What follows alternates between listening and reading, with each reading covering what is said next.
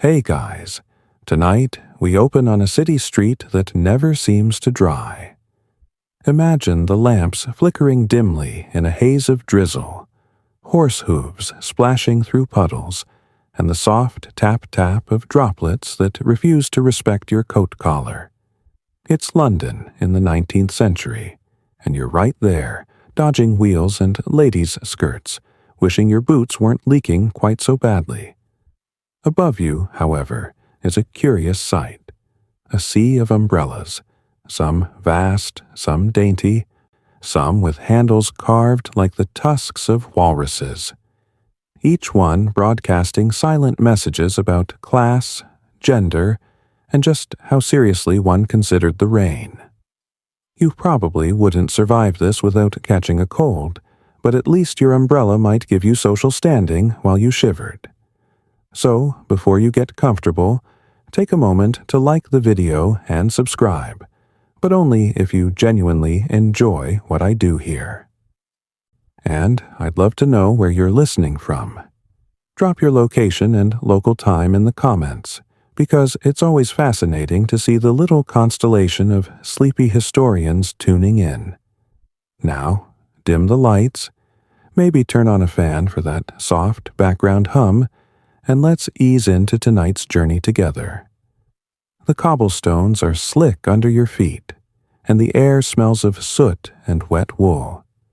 You find yourself shoulder to shoulder with figures bundled in coats, each hurrying under the protective dome of their chosen umbrella. These aren't just raindrop shields, they are social statements, almost like fashion badges you carry in public. A canopy stitched from glossy silk might whisper that its owner belongs to a family with servants, while a worn, patched model signals practicality and perhaps a budget-conscious clerk. Historians still argue whether umbrella etiquette was more rigid in London than in Paris, but they agree that nowhere else did such a small object loom so large in daily life. One mainstream fact: by the mid-1800s, umbrellas were so common that you could scarcely walk through Piccadilly without brushing against one. Newspapers regularly joked about umbrella traffic, as if it were as serious as wagon jams. But here's a quirk you might not know. Some Victorians swore by carrying their umbrellas even on bright days, not for sun, but to mark themselves as people of foresight. It was a little like carrying a power bank today, when your phone's still at 80%, just in case. The drizzle thickens in your imagination. You hear the patter growing, umbrellas opening with a soft whoosh all around.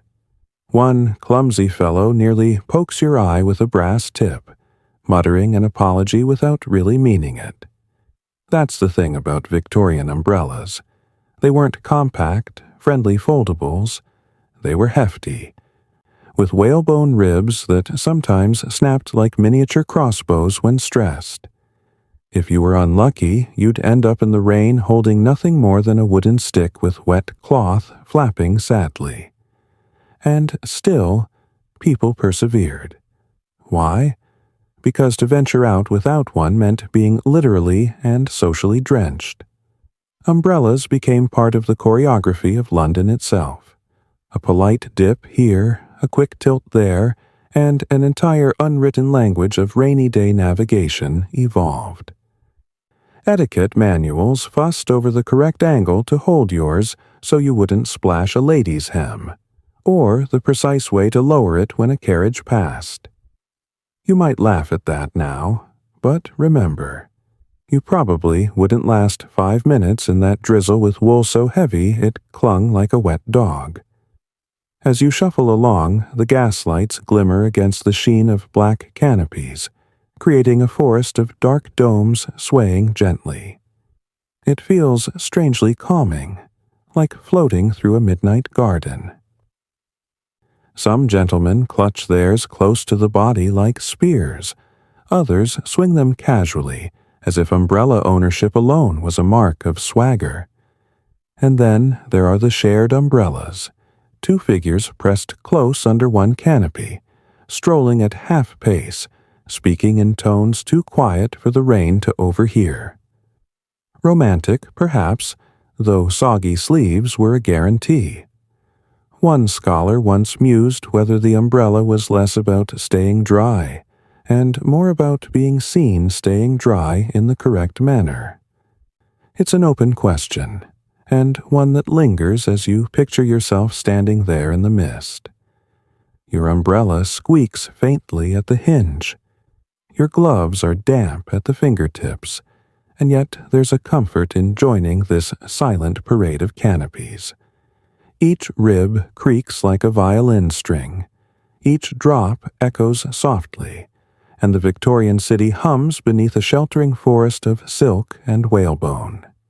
And so, with your umbrella balanced carefully in hand, you begin this long, quiet walk through a history that is at once absurdly detailed and oddly soothing. Because if anyone could make rain ceremonial, it was the Victorians. The rain doesn't let up as you keep walking, but that's all right. This is Victorian London, after all, where damp seems stitched into the cobblestones. Tonight you're curious about where the umbrella even came from, because the Victorians didn't invent it out of nowhere. Long before anyone in England decided to pop one open against drizzle, the world had already been shading itself in curious ways. Umbrellas began as parasols, not as shields against rain, but as elegant protectors from the sun. Ancient Egypt had its priests and noblewomen gliding beneath palm leaf shades, carried aloft by servants whose arms must have ached in silence.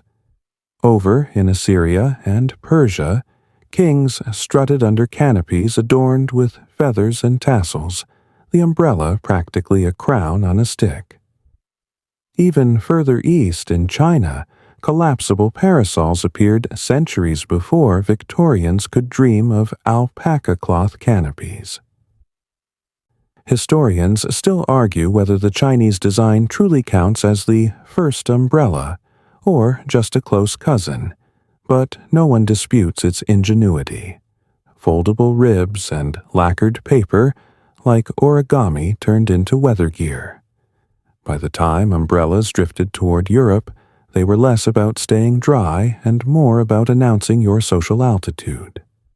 In Greece and Rome, fashionable women carried them, but men considered them a bit silly, something like carrying a tiny lapdog today.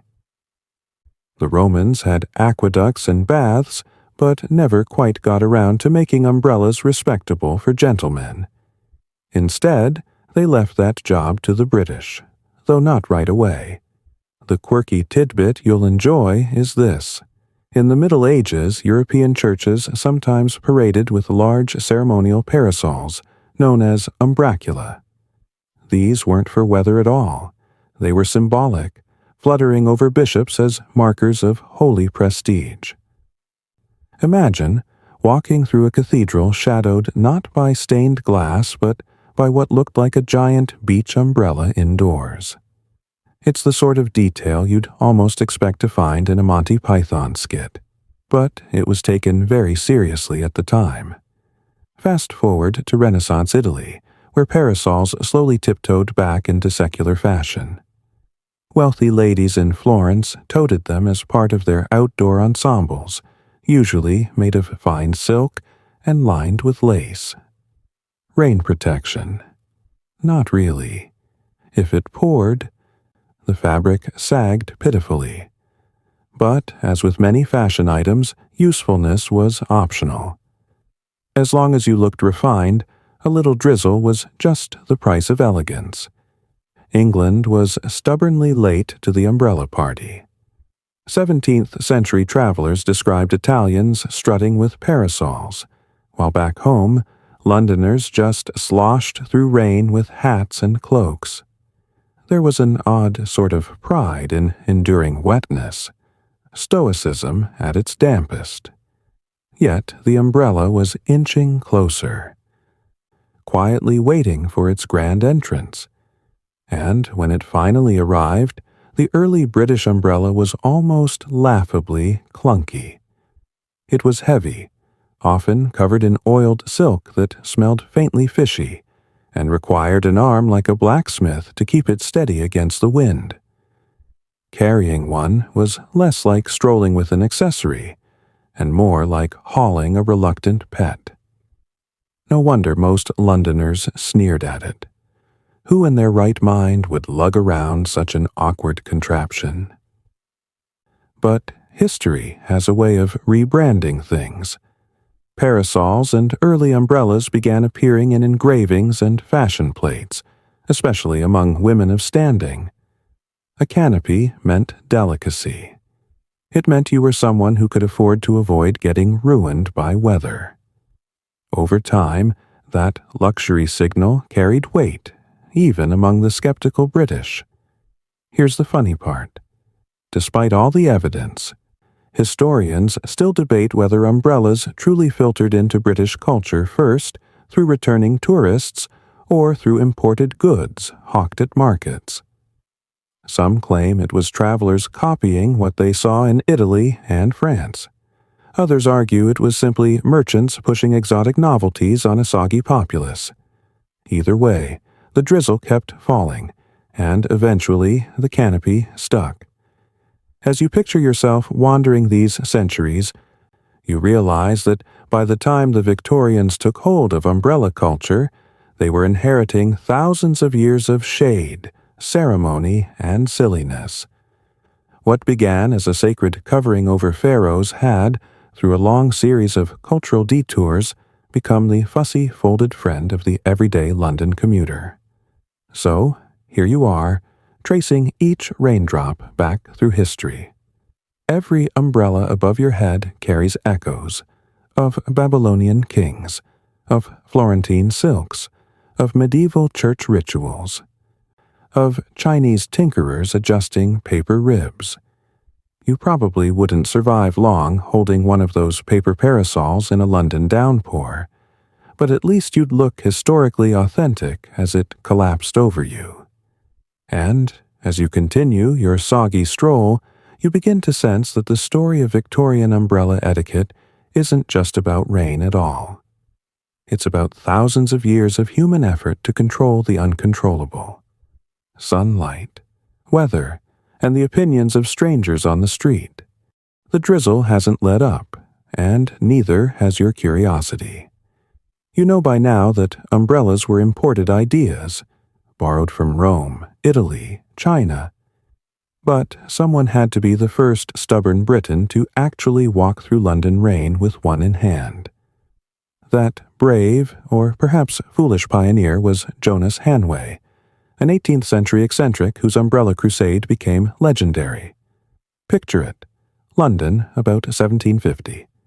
Carriages splash by, apprentices trudge with bundles, and Hanway strides into the storm, clutching his strange contraption. It's oiled silk stretched over wooden ribs, heavy as a musket and about as graceful.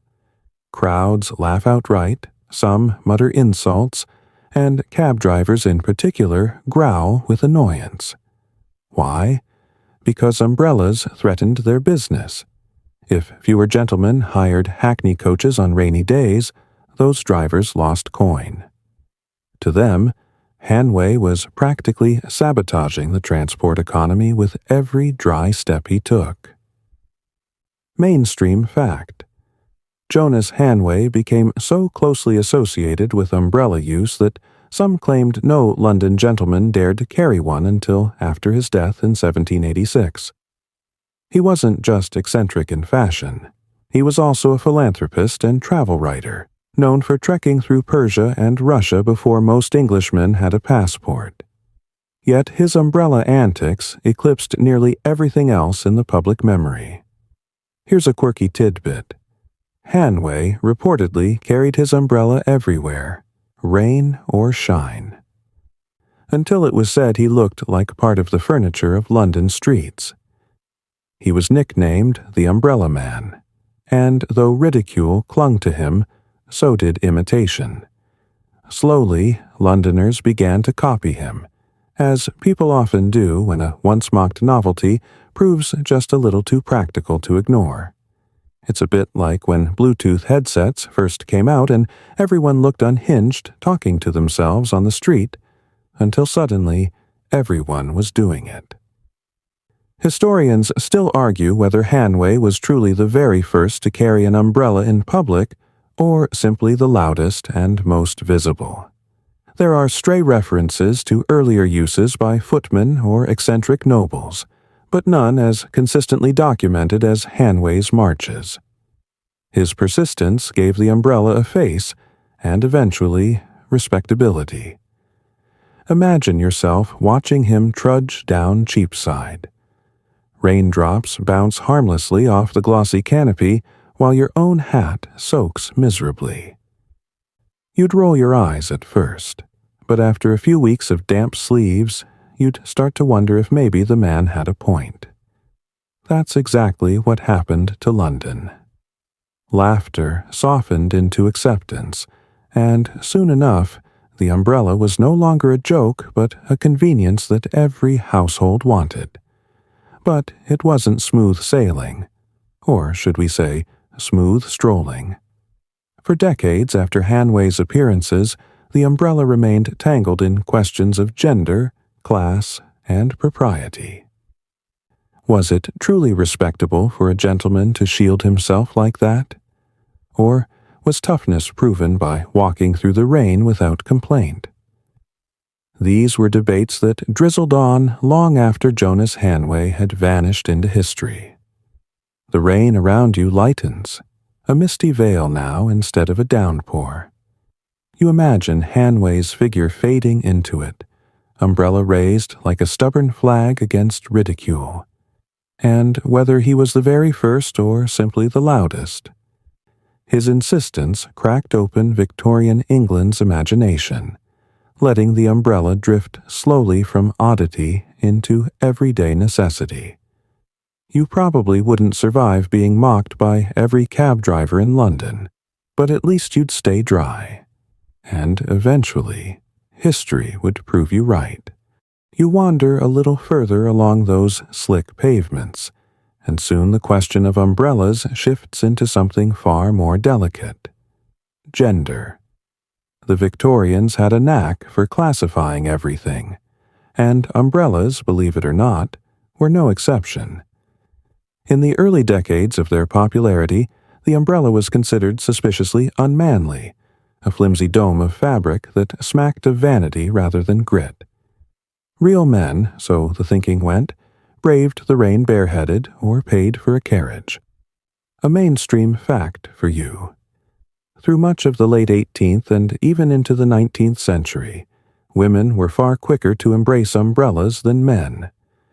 Fashion plates from the 1820s show ladies strolling in elegant gowns, their parasols and umbrellas almost indistinguishable.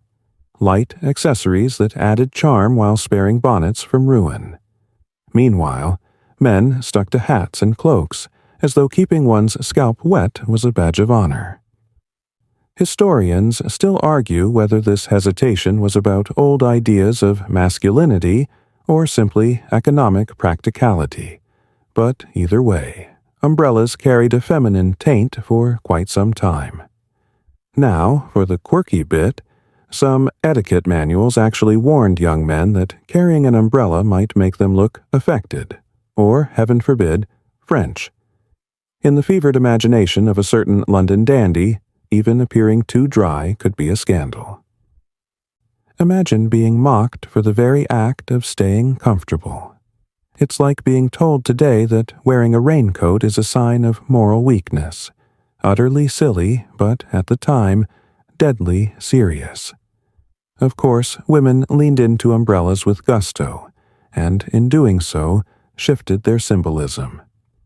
To carry a fine silk parasol that doubled as a rain cover was to signal refinement, delicacy, and the ability to remain untouched by the grubby weather of the world. When men finally gave in, they had to work hard to claim the umbrella as a symbol of authority rather than daintiness. Some compensated by wielding them like weapons. umbrellas angled aggressively as they carved through crowds. If you picture a modern commuter on the underground swinging a bulky backpack, you're not far off. There's another layer here. Umbrellas blurred with parasols, and parasols were already steeped in gendered expectations. A parasol meant a lady could preserve her pale complexion, proof that she did not toil in fields. When the umbrella muscled into that space, it carried the same associations of gentility and leisure.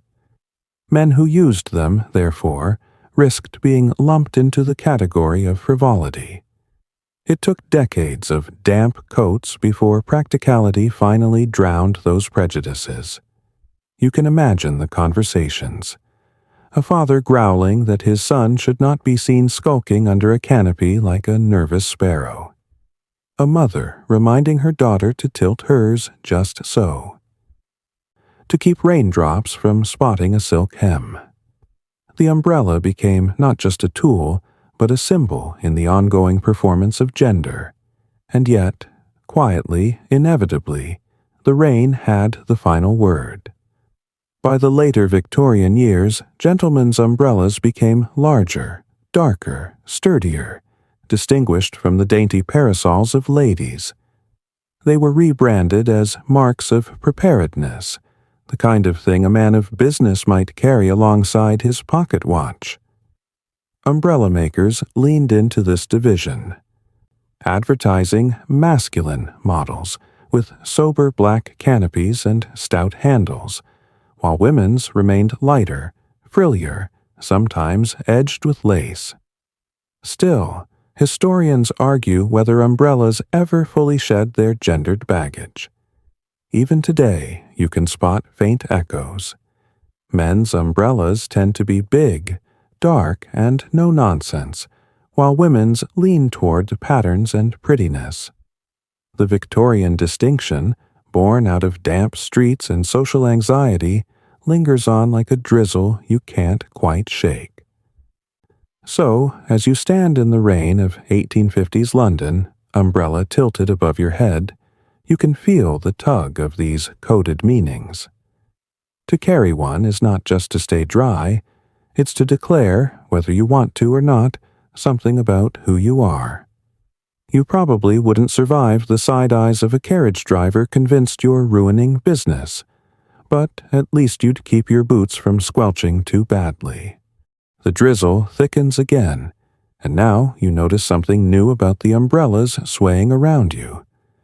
They're not just dainty accessories anymore, they're shields, almost armor, held forward like pikes in the battlefield of London pavements. This city, bustling with omnibuses, carts, and pedestrians, was crowded enough without everyone brandishing a portable canopy of whalebone and silk. And yet, somehow, people made it work. Well, most of the time. Here's your mainstream fact. By the mid-19th century, London was one of the most densely packed cities on Earth, with over 2 million people crammed into its smoky expanse. Navigating those streets on a rainy day with an umbrella was no small feat. Etiquette books of the time actually gave precise instructions on how to avoid poking someone's eye out with a rib tip. A proper gentleman was expected to lift his umbrella gracefully when passing another, much like knights raising visors in mutual respect. But of course, real life wasn't always so genteel. Here's the quirky tidbit. Some Londoners grew so adept at umbrella combat that newspapers joked about pavement jousts. Gentlemen would square off unconsciously, each refusing to tilt or lower his canopy, until one was forced into the gutter, splashing indignantly through horse muck. One satirical cartoon even showed 2 men colliding umbrellas so violently that both contraptions sprang inside out, leaving them wetter than if they'd never carried them at all. And yet, umbrellas had a way of granting their carriers confidence. You walk with yours tucked low, angled like a shield, And suddenly you're not just another soggy pedestrian. You're a weatherproof knight, armored against drizzle. Women, too, often wielded them with quiet assertiveness, tilting canopies to command space that otherwise would have been lost in the crush. In a society where physical space for women was constantly encroached upon, the umbrella sometimes became a subtle tool of resistance. Historians still argue whether this was deliberate empowerment or simply a side effect of necessity. But either way, a canopy gave its bearer a surprising amount of sway. Of course, not everyone approved. Letters to the editor complained of umbrella hogs, who claimed more pavement than was decent. Satirical pamphlets warned of the umbrella menace in crowded thoroughfares. And yet, like modern complaints about cyclists or electric scooters, the umbrella was here to stay. The annoyance was simply baked into urban life. You try it yourself. Angle the canopy low, shoulder forward, stride through the drizzle with purpose. Suddenly, the world parts a little. People stepping aside to avoid a jab in the ribs. You feel untouchable, like the rain is bouncing off an invisible shield around you. Then, of course, your umbrella tips a bit too far and drips straight down the collar of your neighbor. They grimace politely, but their eyes say what the Victorians often muttered. This blasted invention is more nuisance than help. And yet, on balance, the umbrella won. Londoners learned to weave around one another, a strange dance of tilts and dips, lifts and lowers. It was choreography born of necessity, an urban ballet that everyone performed without rehearsal.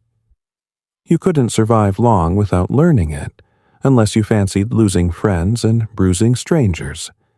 So, you walk on through the mist, canopy creaking like a shield in the wind, realizing that Victorian umbrellas weren't just about dryness. They were about carving a personal fortress in a city that rarely left room for one. The rain shifts from steady drizzle to that misty drizzle that seems to cling to everything, and you notice how different umbrellas look up close. They're not uniform. Some shimmer faintly, others sag under the weight of dampness, and still others glint oddly in the lamplight. That's because umbrella fashion wasn't just about shape and size, it was also about fabric, and Victorians took fabric very seriously. The mainstream fact here, through the 19th century, umbrella makers experimented with a range of coverings, moving from heavy, awkward oiled silk toward lighter and more fashionable cloths. By the 1850s, alpaca fabric, yes, woven from the hair of the South American alpaca, was considered the height of refinement.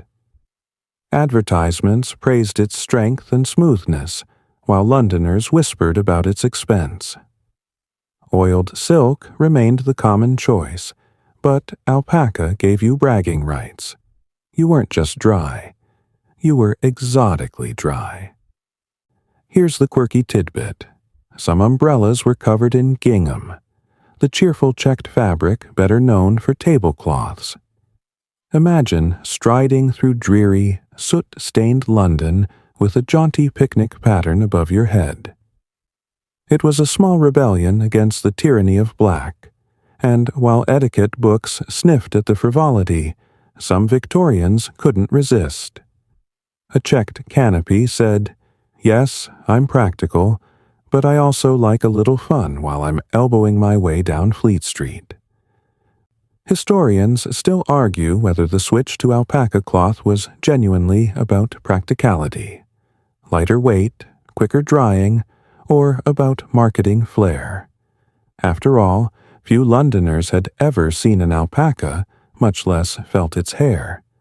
To boast that your umbrella came from the back of a South American camelid must have felt satisfyingly worldly, the same way people today flash their limited edition sneakers. And then there were the waterproofing experiments. Some umbrellas were treated with exotic oils and varnishes that left them smelling faintly of fish, or worse, of tar. Imagine ducking under your canopy only to find yourself marinating in the aroma of a shipyard. You probably wouldn't survive that socially unless your friends happen to love cod. But practicality sometimes overrode olfactory elegance. Another detail: the fabric wasn't just about weather, it was about sound. Oiled silk umbrellas had a distinct rustling, a papery crackle every time they opened, as though announcing themselves like trumpets. Alpaca and cotton were quieter, giving off only a hushed thump, like a polite cough. If you were walking into a drawing room, one noise declared you a practical but slightly gauche fellow, while the other suggested refinement. You look around at the street. One woman twirls her canopy so the gaslight catches its sheen. Another gentleman proudly shakes off droplets from a fabric that seems almost smug in its dryness. The rain, you realize, didn't just test Londoners' patience, it tested the fabrics themselves, a nightly laboratory of textile innovation. And just as modern shoppers debate Gore-Tex versus polyester, Victorians debated alpaca versus silk. Both kept you drier than a hat alone, but only one earned admiring glances from passers-by. You might not survive a downpour with a flimsy gingham version, but at least you'd get a few nods for style.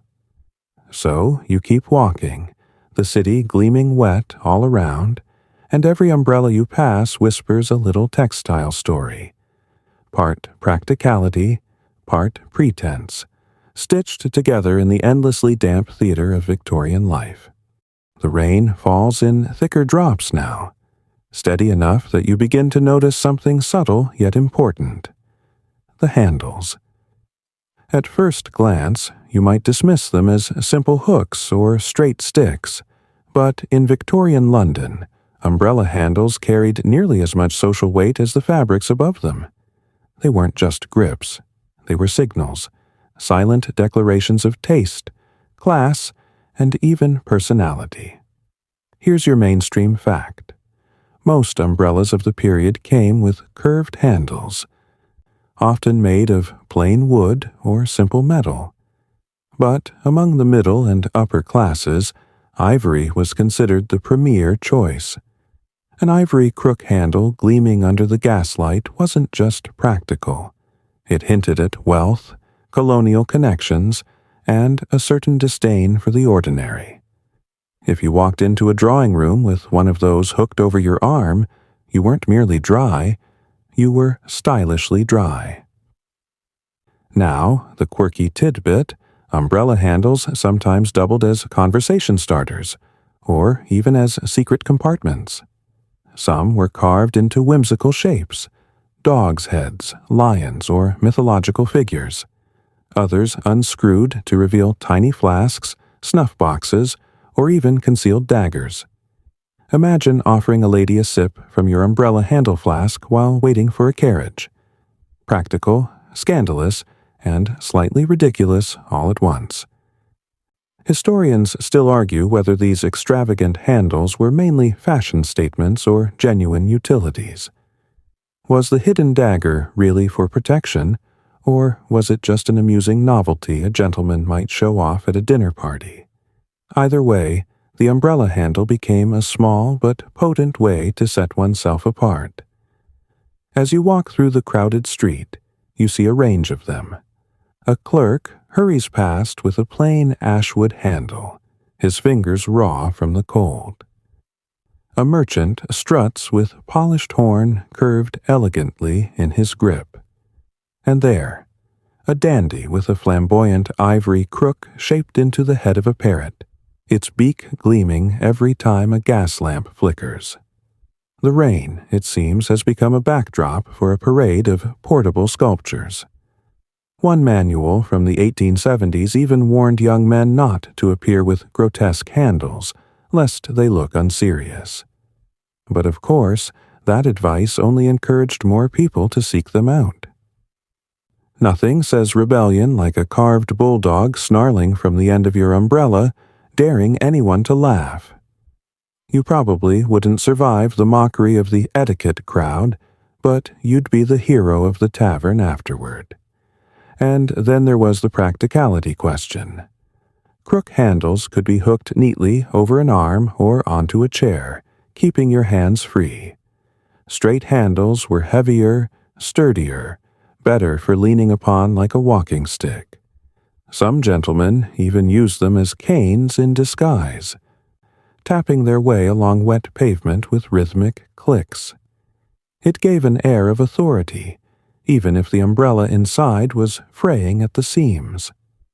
So, here you are, looking at the variety of handles, each one an unspoken biography. You can almost hear them whisper, clerk, merchant, dandy, rogue. And in a society obsessed with signals, even the way you gripped your handle, firm, casual, twirling idly, told onlookers more than you might wish. The rain glistens, the pavements shine. And you continue your stroll, your own handle suddenly feeling like a quiet badge of who you are, whether you like it or not. The rain softens to a misty drizzle, but umbrellas still dot the pavements like dark mushrooms sprouting in rows. You pause at a corner and notice a curious sign above a shop. Umbrellas to let.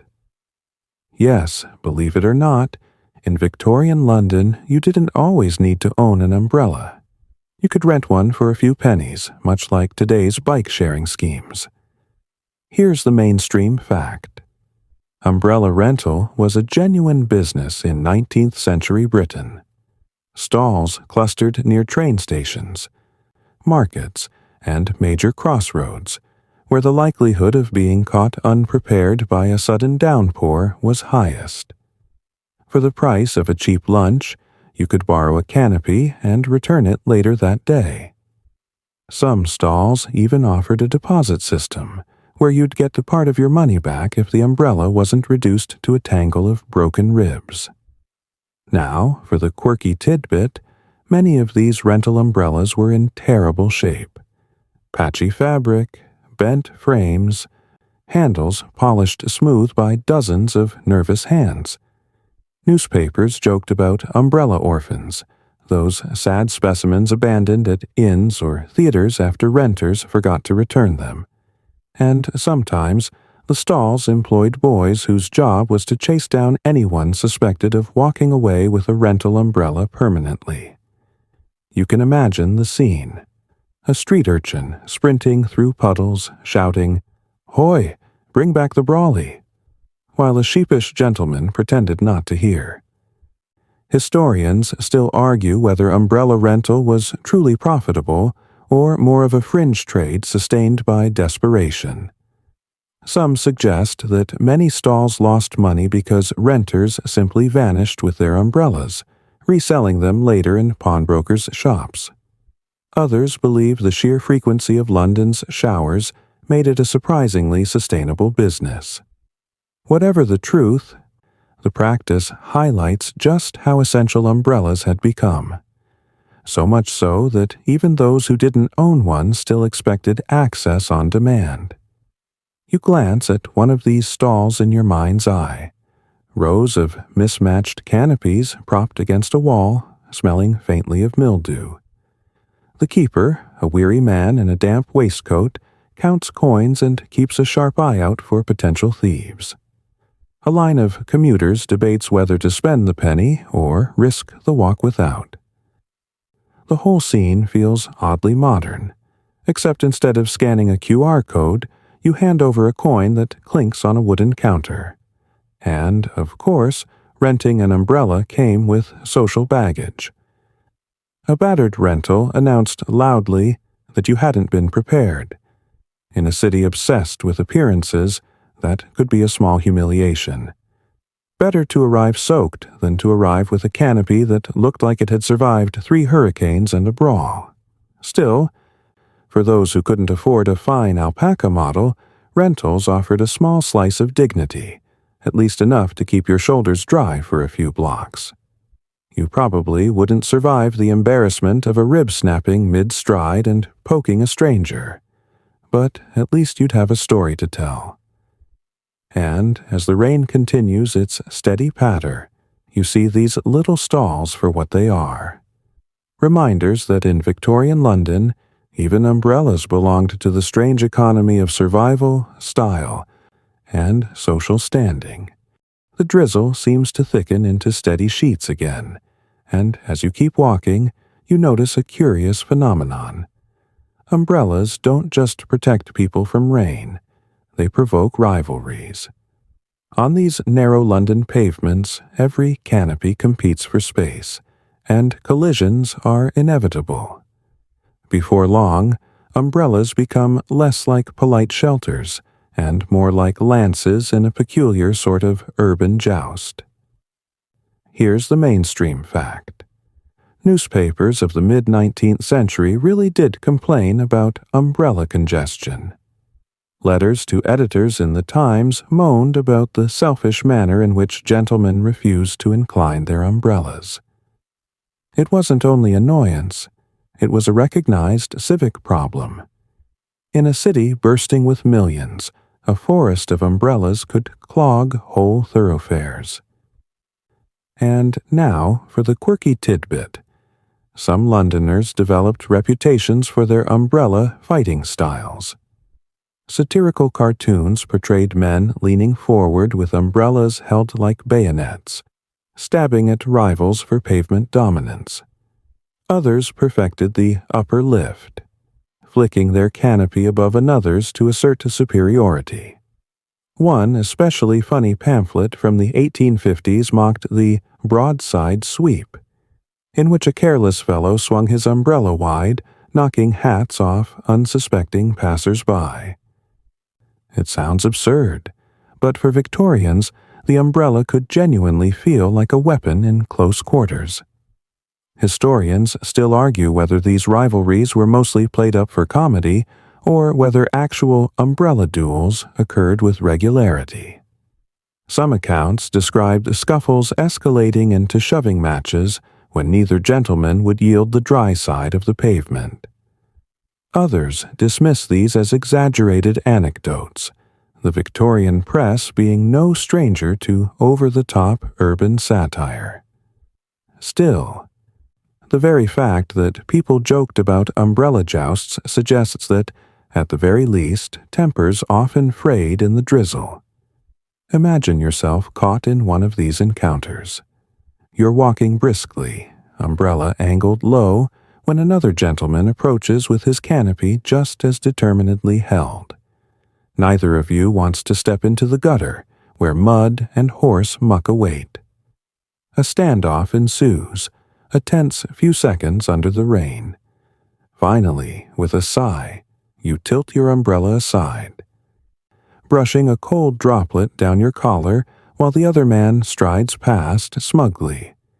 You feel bested, as though you've lost a duel without a single blow exchanged. The rivalry wasn't always hostile, though. For ladies, umbrella tilts could be social theater. A subtle dip could acknowledge a friend, a graceful raise might signal deference. But men often turned it into a test of dominance, just one more way to measure themselves against strangers. A city already packed with social hierarchies found yet another arena, in the rain, on the street, beneath the canopy. And yes, accidents happened. Newspapers gleefully reported the occasional umbrella casualty when a rib snapped free and jabbed someone in the cheek, or when a canopy flipped inside out, humiliating its owner in front of a crowd. You probably wouldn't survive the embarrassment of your umbrella collapsing mid-joust. But at least you'd give onlookers a story to retell over dinner. So you keep walking, weaving carefully through this battlefield of fabric domes, realizing that umbrellas didn't just keep Victorians dry. They gave them yet another reason to compete, to posture, and occasionally to poke each other in the ribs. The rain continues its patient patter, and now you start to notice how every little action with an umbrella seems to be bound up in rules. You might think it's just a matter of opening it, holding it, and closing it again. But this is Victorian London, where etiquette manuals could spin a symphony out of the simplest gesture. Yes, even umbrellas had chapters in the ever-growing book of How Not to Embarrass Yourself in Public. The mainstream fact is that etiquette guides of the 19th century did indeed prescribe umbrella behavior. They offered detailed instructions on when to raise, lower, tilt, or furl your canopy depending on the company around you. For instance, gentlemen were warned not to let water drip onto a lady's dress while entering a carriage, apparently a common faux pas. Manuals also insisted that umbrellas should never be twirled indoors, not only because of the superstition but also because it risked smacking a chandelier or splattering rainwater across a parlor. Here's the quirky tidbit. Some etiquette writers grew so specific that their advice now reads like parody. One guide warned against letting an umbrella lead one's gait, meaning you weren't supposed to lean forward under it like a turtle poking out of its shell. Another insisted that when passing another gentleman on the pavement, you should incline your umbrella at exactly the same angle as he inclined his. Otherwise, the whole exchange looked awkward. Imagine two men tilting in unison like synchronized swimmers, each terrified of committing umbrella impropriety. Historians still argue whether these manuals were widely followed or more aspirational than practical. After all, in the chaos of a rainy London street, who truly remembered to incline their canopy to the correct 35 degrees? But the very fact that rules existed shows how central umbrellas had become in the choreography of daily life. You imagine yourself fumbling through these rules. You step toward an omnibus, careful not to drip on anyone's boots, then lift your umbrella at just the right moment to pass a stranger. Except you get the angle wrong, your rib tips clashing like crossed swords. And both of you stammer apologies while secretly blaming the other. The manuals hadn't prepared you for real weather, only for the fantasy of a perfectly polite drizzle. Some rules bordered on the absurd. Ladies were advised never to rest their umbrellas on their shoulders like rifles, lest they look too masculine. Gentlemen, on the other hand, were told not to carry them dangling by the cord, lest they appear slovenly. One book even mentioned the appropriate sound of an umbrella being furled, a crisp, firm snap, not a sloppy collapse. Who knew rain could be judged by its soundtrack? Still, these fussy instructions reveal something important. For Victorians, the umbrella wasn't just an object. It was part of one's personal stagecraft. To hold it wrong was to invite whispers. To wield it correctly was to slip seamlessly into the flow of polite society. You probably wouldn't survive long in London without internalizing at least some of these odd little rituals. Otherwise, you'd find yourself the soggy star of someone else's anecdote. So, you walk on, your canopy balanced carefully, each movement a silent performance in the never-ending play of Victorian etiquette, where even raindrops demanded choreography. The drizzle slackens for a moment, though the streets remain slick and glistening. You find yourself at the edge of a crossing, staring at the steady churn of carriages, hansom cabs, and omnibuses splashing through puddles. Now, here's where umbrellas became more than just shields. They turned into signaling devices, part semaphore, part traffic management tool in the chaos of a Victorian street. The mainstream fact is this: crossing a road in London during the 19th century was hazardous at the best of times. There were no traffic lights, no zebra crossings, just a river of horses and wheels. Umbrellas, however, provided a way to catch a driver's eye. Manuals advised that raising your umbrella slightly could signal to a carriage driver that you intended to cross. A practiced tilt might tell fellow pedestrians which way you were heading, preventing a tangle of skirts and boots in mid-pavement. Now, the quirky tidbit, some Victorians claimed you could judge a gentleman's breeding by how gracefully he managed his umbrella while crossing. A clumsy waggle suggested provincial awkwardness, while a subtle lift and smooth glide onto the cobbles marked you as polished. Carriage drivers even developed jokes about the umbrella wigwaggers who flapped theirs about like distressed birds, often hesitating halfway across the street until they were shouted at.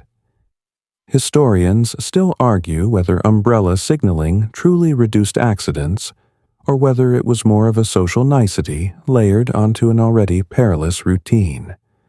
After all, horses weren't exactly trained to obey umbrella gestures. But there's no doubt that Victorians believed umbrellas gave them a touch of authority in the rain-slicked theater of the street. You picture yourself there, the wheels rattling past, mud flying up to spatter hems, and you clutching your umbrella firmly, waiting for the perfect moment. You raise it slightly, just enough to say, "Excuse me, I'm coming through." A driver catches the motion, reins in his horse, and you dart across, boots slipping just a little, canopy bouncing as droplets splash against it. Behind you, another pedestrian follows your lead, treating your umbrella like a flag of safe passage. Of course, accidents still happened. Newspapers sometimes reported tragic stories of pedestrians slipping beneath carriage wheels, umbrella still clutched in hand as though it were a talisman against disaster. You probably wouldn't survive long relying solely on your canopy for traffic control, but at least you'd look stylish as you attempted it. And so, in this endless rain, umbrellas served not only to keep you dry, but also to choreograph the dance between human and horse, pedestrian and carriage. Each lift and dip wasn't just etiquette. It was survival, written in fabric and ribbing, fluttering against the damp winds of London life. The rain eases into a fine mist, almost gentle, and you notice how umbrellas shift their meaning once again. They're no longer just armor or traffic signals. Tonight, they're instruments of something softer, almost playful. For, in Victorian London, umbrellas could serve as subtle tools of flirtation, a language of tilts and shared canopies written between raindrops. Here's the mainstream fact. Victorian courtship was bound up in rituals of restraint. Physical contact was limited. Conversations were chaperoned, and small gestures took on enormous significance. An umbrella offered a loophole, literally a space in which two people could stand closer than propriety usually allowed. Etiquette manuals might never have admitted it, but novels and diaries hint at the umbrella's role as a conspirator in romance. A gentleman offering to share his canopy with a lady wasn't just keeping her dry, it was an invitation to intimacy, however fleeting. Now, for the quirky tidbit. Satirical magazines loved to lampoon this umbrella courtship.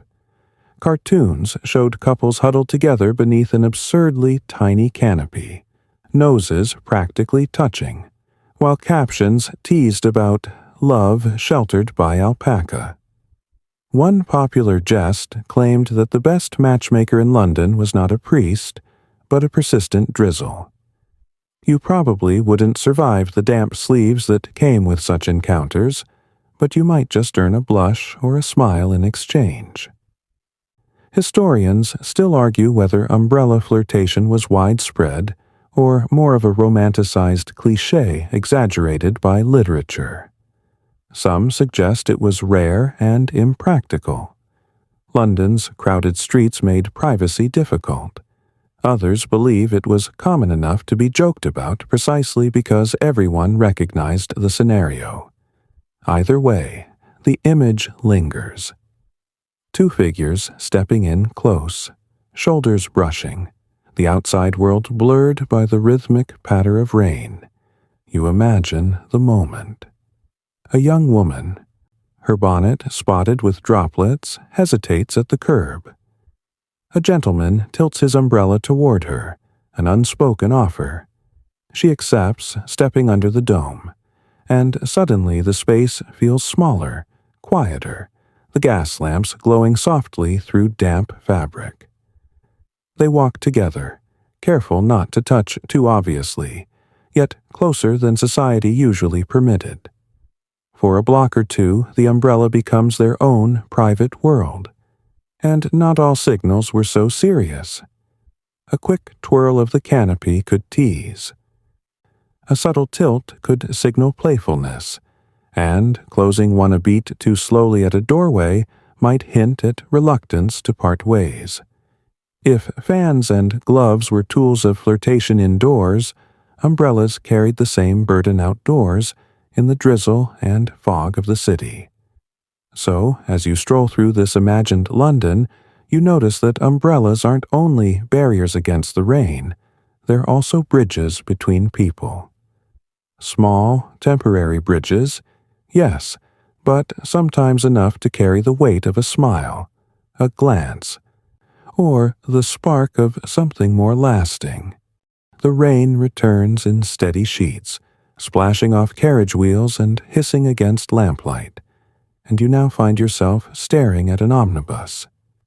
It's already crowded, inside and out, passengers crammed on the roof, the driver shouting over the clatter of hooves. You clutch your umbrella and hesitate, because here lies another of London's small torments. What on earth do you do with an umbrella once you board public transport? Here's the mainstream fact.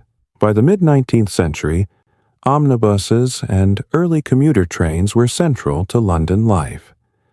They were also notoriously cramped, built with little thought for passengers lugging long, dripping umbrellas.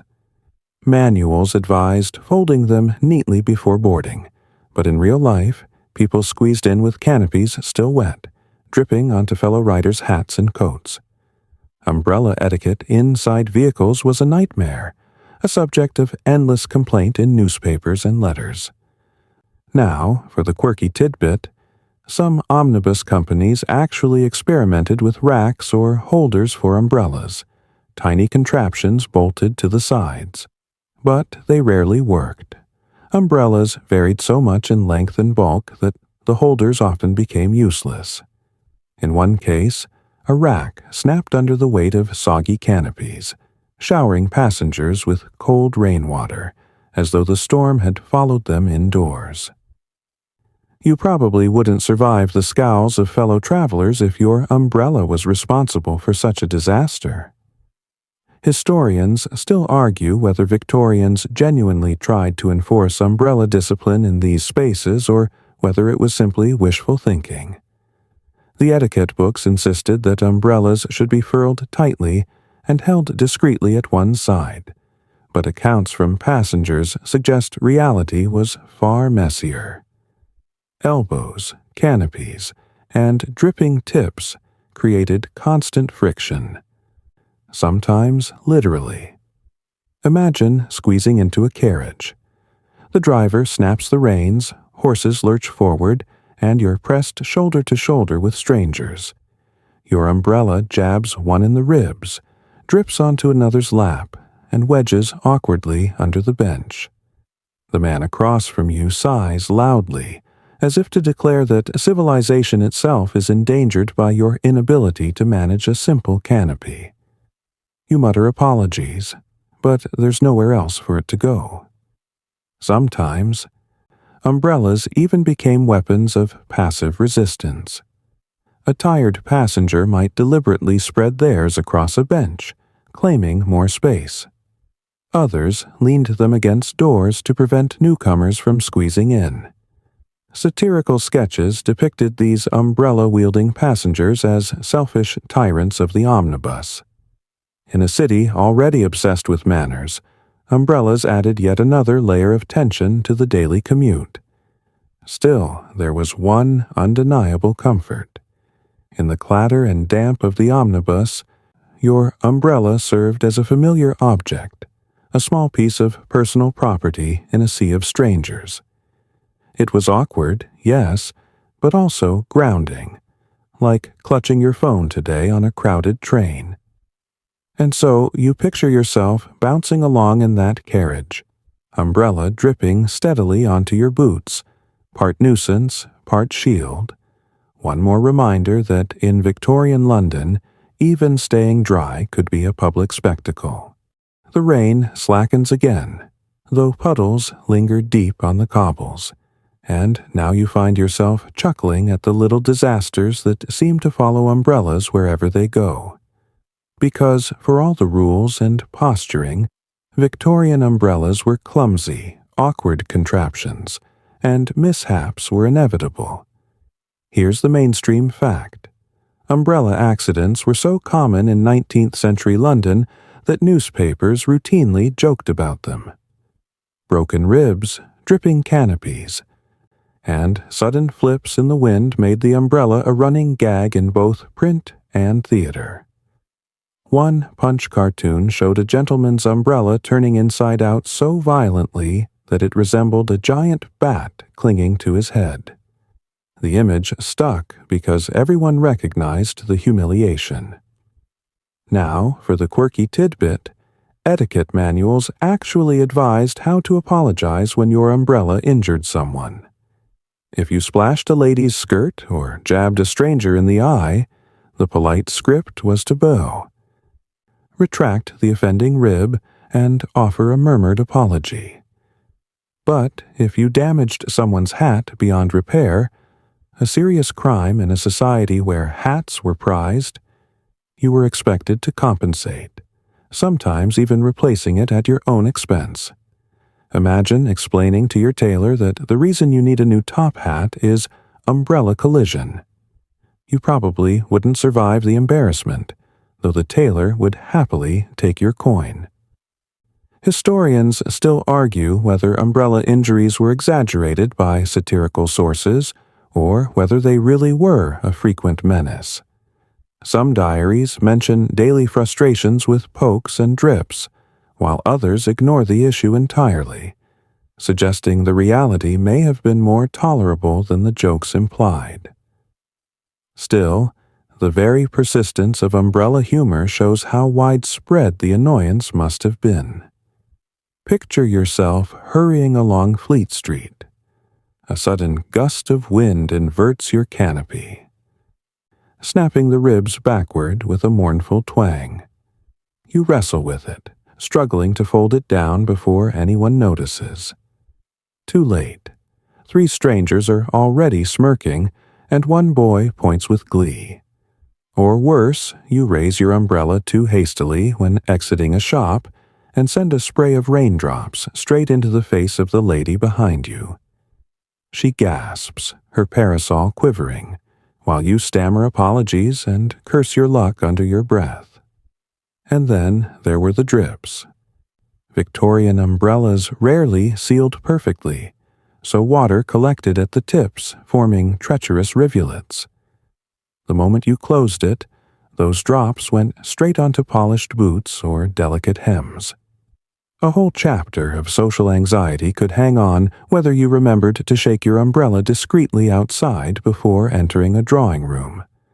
Forget once, and you risked a lifetime reputation as the man who ruined Mrs. Pemberton's carpet. Even the act of drying an umbrella was fraught.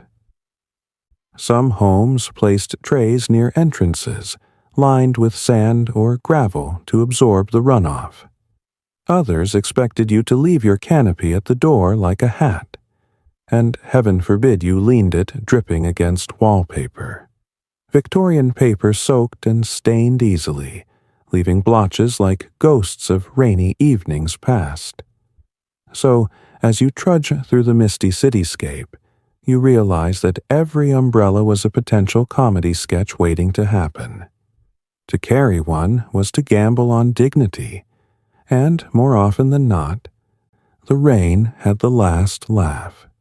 The rain has mellowed into a steady rhythm, like fingertips drumming against the city, and as you wander further, you notice how umbrellas behave a little differently depending on where you are. London might have set the standard, but other regions in Britain had their own odd customs, quirks, and reputations when it came to carrying a canopy. Here's the mainstream fact.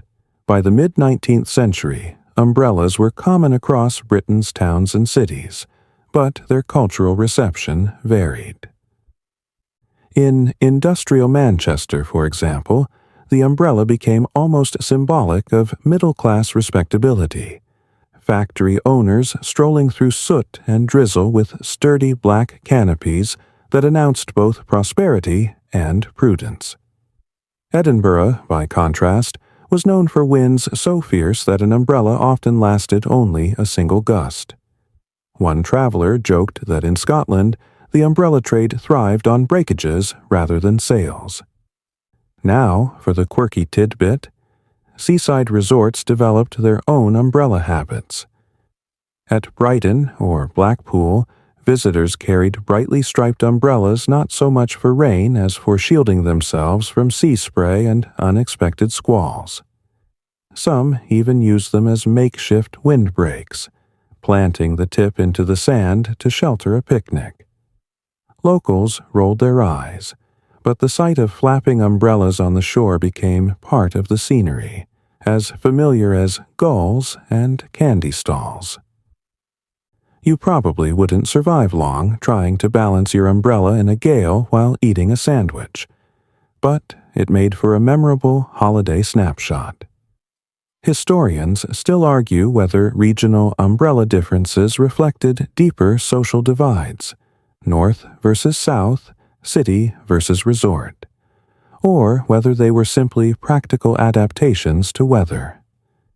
Manchester's drizzle demanded sturdiness, Edinburgh's gales punished fragility, and Brighton's breezes turned umbrellas into part beach gear, part comedy act. Whatever the case, the same object carried subtly different meanings depending on where you unfurled it. Imagine yourself trudging through Manchester's smoky streets, umbrella angled stiffly against rain that never quite stops. It feels like a uniform, part of a clerk's or merchant's daily kit. Now shift to Edinburgh. The moment you raise your canopy, the wind turns it inside out with a rude snap, leaving you clutching a broken skeleton of ribs.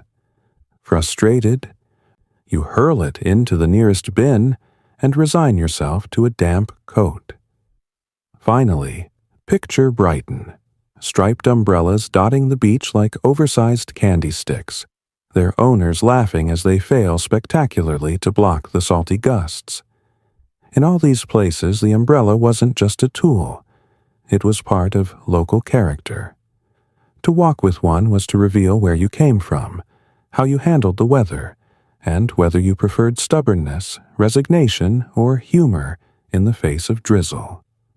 And so, as the rain taps steadily around you, you realize that umbrella etiquette wasn't a single London story. It rippled outward into regional quirks, each bend of the canopy telling a different tale about the stubborn British relationship with rain. The drizzle turns warmer in your imagination, as though the rain itself has traveled, and suddenly you're no longer on Fleet Street but somewhere far away, under a brighter sun and heavier skies. Because the Victorians didn't just carry their umbrellas at home. They took them abroad, lugging canopies into colonies and foreign stations, letting this peculiar bit of British etiquette mingle with very different climates and cultures. Here's your mainstream fact. As the British Empire expanded through the 19th century, umbrellas went with it. Officers, missionaries, merchants, and their families brought them into India, Africa, and the Caribbean. In some cases, umbrellas became near necessities, not for drizzle, but for scorching sun and tropical downpours. The sight of a stiff-collared official striding through Calcutta or Lagos with a black umbrella wasn't unusual. It was almost a trademark of Britishness abroad. Now, for the quirky tidbit, in some colonial regions, umbrellas weren't just imported, they were adapted. Locals sometimes added vibrant fabrics, bamboo ribs, or even ornamental fringe, creating hybrids that blended British function with indigenous flair. One traveler in Burma described umbrellas dyed in bright vermilion, carried proudly in processions, while another in India joked that Englishmen looked absurd, standing under plain black domes while everyone else shimmered in color. You probably wouldn't survive long under the tropical sun without shade, but you'd certainly look dull next to a rainbow of local canopies. Historians still argue whether the umbrella in colonial contexts symbolized protection or domination. Was it simply a practical tool, or did it double as a visible reminder of British presence and authority? Sketches often show colonial administrators under umbrellas, while locals stand bareheaded, a visual metaphor as much as a convenience. You picture it now. A colonial officer in a starched white suit, umbrella shading his pink nose, while nearby traders bustle with their own brilliantly patterned canopies. A missionary walks through mud with a faded alpaca model, its ribs creaking in the humidity. Children laugh as the foreign umbrella drips constantly, too heavy for the storm. Meanwhile, local artisans sell lightweight bamboo umbrellas that fold neatly, putting British imports to shame. And yet the British clung to theirs. Even when impractical. The umbrella became part of the imperial kit, along with pith helmets and stiff uniforms. It was more than weather protection. It was a portable fragment of home, a stubborn piece of London rain transplanted into the tropics. So you continue your stroll, now far from London, but still under a canopy, realizing that wherever Victorians went, they carried their umbrellas not only against the elements, but also as symbols of who they thought they were. And in the colonies, that symbolism became even heavier than the rain itself. The rain slackens to a drizzle again, and you notice a bookshop window glowing in the lamplight. You pause, because inside are not only novels and tracts, but also caricatures pasted up for sale, cheap prints that poke fun at daily life. And sure enough, among the mocking sketches of politicians and dandies, there they are, umbrellas. Here's your mainstream fact.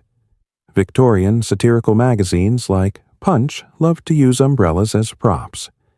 In cartoons, the Broly became shorthand for fussy respectability, nervous clerks, and pompous gentlemen. An upright, tightly furled umbrella was almost a character on its own, often drawn leaning beside an officious bureaucrat as if the object itself were smug. If you saw an umbrella in a cartoon, you knew someone was about to be ridiculed. Now, for the quirky tidbit.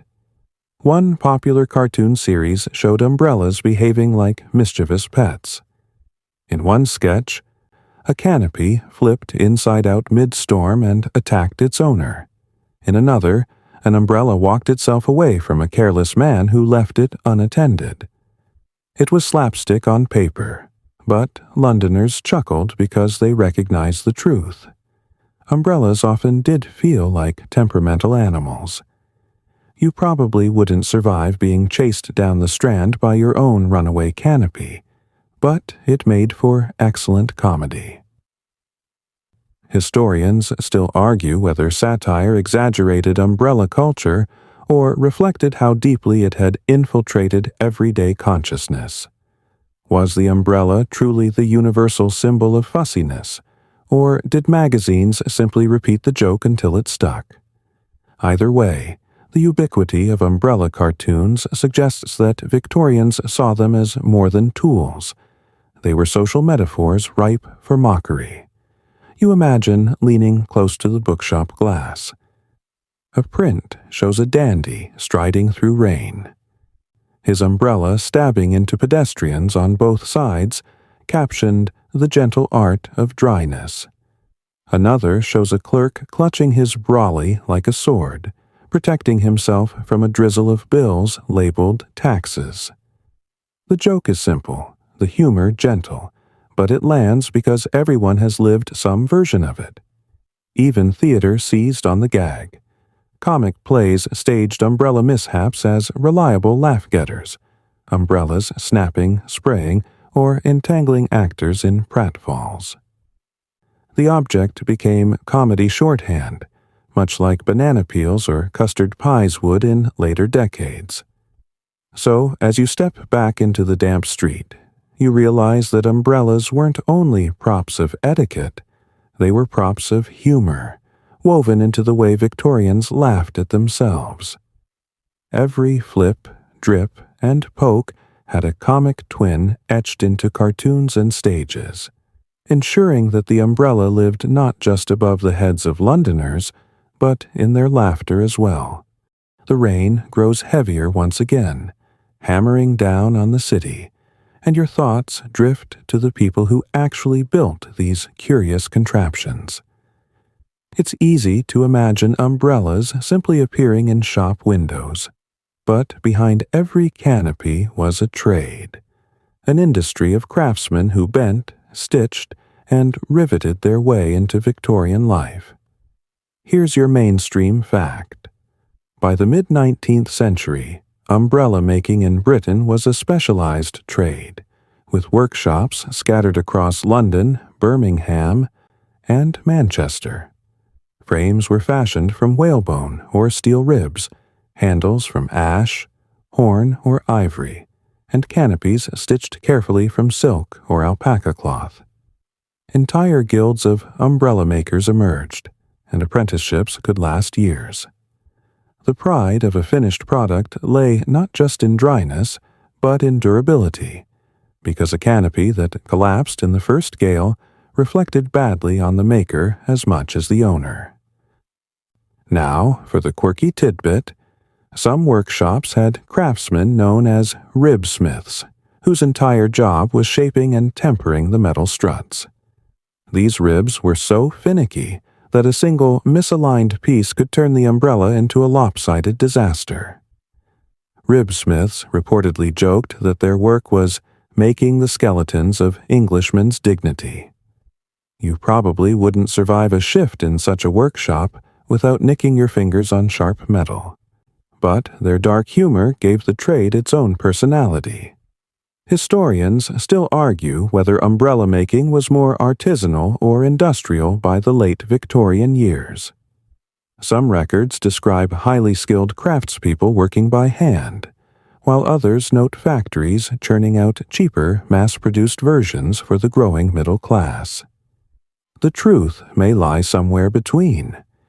Elite umbrellas still bore the mark of artisans, while cheaper models spread widely thanks to industrial advances. Imagine peeking into a workshop on a rainy evening. The air smells of hot glue and varnish. The hiss of steam bending wood fills the space, and scraps of silk lie scattered like fallen petals. A craftsman files a brass ferrule until it gleams. Another tests the spring of a rib with careful pressure. Each finished umbrella leaves the shop like a proud child, destined to drip its way across the city. And of course, these makers guarded their secrets. Some advertised special waterproofing methods. Others bragged of patented hinges that promised to resist the dreaded inside-out flip. A few even signed their work discreetly on the handle, as though daring history to remember their names. Most didn't survive in memory, but their umbrellas did. Those relics sitting in museums today, their rib cages still intact after 150 years.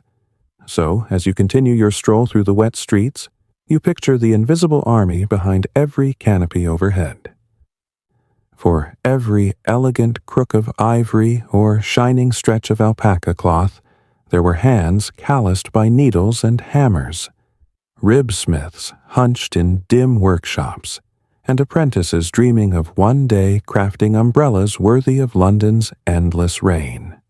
The rain patters on, steady as ever, and as you pass another shop front, you notice a curious sign nailed to the door. Umbrellas stolen here. At first you think it's a joke, but then you remember that in Victorian London, umbrella theft was a genuine nuisance. Here's the mainstream fact. By the 1860s, umbrella theft had become so common that it was reported regularly in newspapers and even debated in courts. The objects were valuable. Some cost a week's wages for a laborer, and they were easy to snatch from doorways, theaters, and taverns where people left them unattended. Court records show petty thieves being sentenced to hard labor for walking off with umbrellas, sometimes caught red-handed, still dripping with someone else's rain. Now, for the quirky tidbit, because umbrellas looked so similar, many people tried to mark theirs with ribbons, initials, or even secret scratches on the handle. Yet thieves still had clever excuses when caught. One classic defense was, "Oh, I thought it was mine," a claim so common that jokes about the borrowed umbrella became stock humor in the press. One satirical article suggested half the men of London owned borrowed umbrellas, while the other half went home wet. You probably wouldn't survive trying that excuse in front of a Victorian magistrate, but it didn't stop others from trying. Historians still argue whether umbrella theft was truly epidemic, or whether newspapers amplified it because the crime was both relatable and amusing. After all, an umbrella wasn't a loaf of bread or a pocket watch. It was an object hovering between necessity and luxury, making its theft oddly symbolic.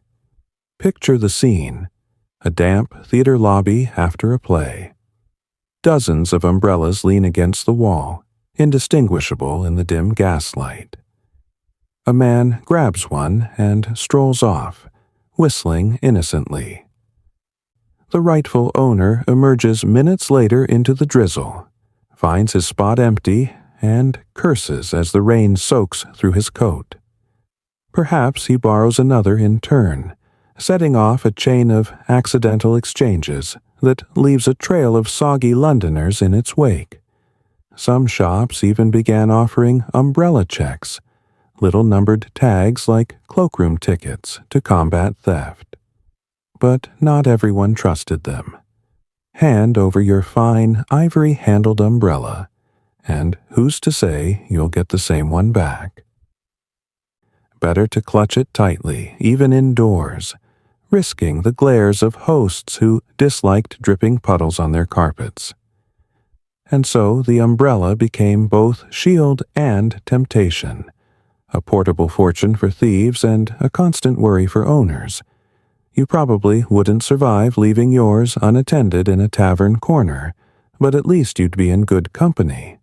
Half the city seemed to be playing a never-ending game of musical umbrellas. The rain softens into that fine mist that seems to soak you more thoroughly than a downpour, and as you walk along, you notice shop windows filled not only with cloth and curiosities but with books. Books where umbrellas sneak in as characters of their own.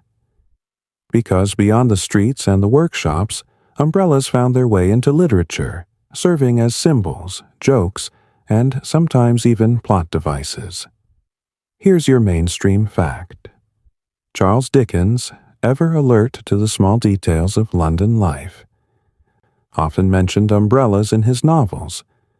They appear in Bleak House, Pickwick Papers, and Nicholas Nickleby, usually as props that reveal something about a character's station or temperament. A shabby umbrella could mark poverty just as surely as a threadbare coat, while a pompous character was almost guaranteed to carry one too large, too polished, or too clumsily wielded. In Dickens's London, the umbrella was shorthand for fussiness, respectability, or the lack thereof. Now for the quirky tidbit. Victorian poetry occasionally treated the umbrella with surprising affection. One anonymous rhyme, printed in a magazine, praised the faithful alpaca shield, stout against drizzle and time. Another comic verse joked that umbrellas were the true companions of bachelors, more loyal than friends, always waiting at the door. It's hard not to smile at the idea of a lonely man confiding in his umbrella at the end of a wet day. You probably wouldn't survive trying to pass off your canopy as a best friend, but at least the Victorians might have applauded your sense of humor. Historians still argue whether the umbrella's literary appearances were reflections of everyday obsession or simply convenient metaphors. Was Dickens exaggerating the importance of umbrellas to draw laughs, or was he merely recording what everyone already knew, that London was practically defined by drizzle and the objects that resisted it? Imagine yourself leafing through a cheap penny novel at a railway stall. The hero strides onto the page, umbrella in hand, his character revealed before he even speaks. Or, in a serialized sketch, a quarrel begins not with words, but with one gentleman stepping on another's umbrella tip. It seems absurd, but in a world where appearances mattered so much, that single moment could set the tone for an entire story. And literature gave umbrellas a kind of permanence. The ephemeral rain might pass, but the object stayed on the page, solid, symbolic, and faintly ridiculous. Readers smiled, nodded, recognized themselves in the fuss, and perhaps clutched their own canopies a little tighter the next time they walked into drizzle. So, as you stroll past those glowing bookshop windows, you realize the umbrella wasn't only a nuisance on the street, it was a character in its own right, immortalized in the words and rhymes that Victorians carried with them into the quiet hours of the evening. The rain resumes its steady patter, and as you wander past a row of billboards plastered with political caricatures, you realize something curious. Umbrellas weren't confined to streets, shops, or literature. They also crept into politics, wielded as symbols and metaphors whenever words needed a little extra shade, or sting. Here's your mainstream fact. In Victorian Britain, umbrellas frequently appeared in political cartoons, often as shorthand for conservatism, stodginess, or misplaced caution. Politicians depicted with umbrellas were portrayed as overly cautious, hiding beneath their canopies instead of taking bold action. The object's association with fussiness made it irresistible to cartoonists eager to puncture egos. Now, the quirky tidbit, one particularly biting cartoon from the 1870s, showed an MP sheltering beneath an enormous umbrella labeled "Excuses," while rain labeled "Reform" poured down all around him. Another sketch depicted rival politicians fencing with umbrellas instead of swords, whacking each other uselessly while rain drenched their constituents. You probably wouldn't survive as a serious statesman if your speeches were constantly illustrated with soggy umbrella jokes, but at least the public enjoyed the spectacle. Historians still argue whether these umbrella metaphors were rooted in genuine public sentiment or simply a satirical trope repeated until it stuck. Did voters truly see umbrellas as cowardly shields, or did cartoonists exaggerate for comic effect?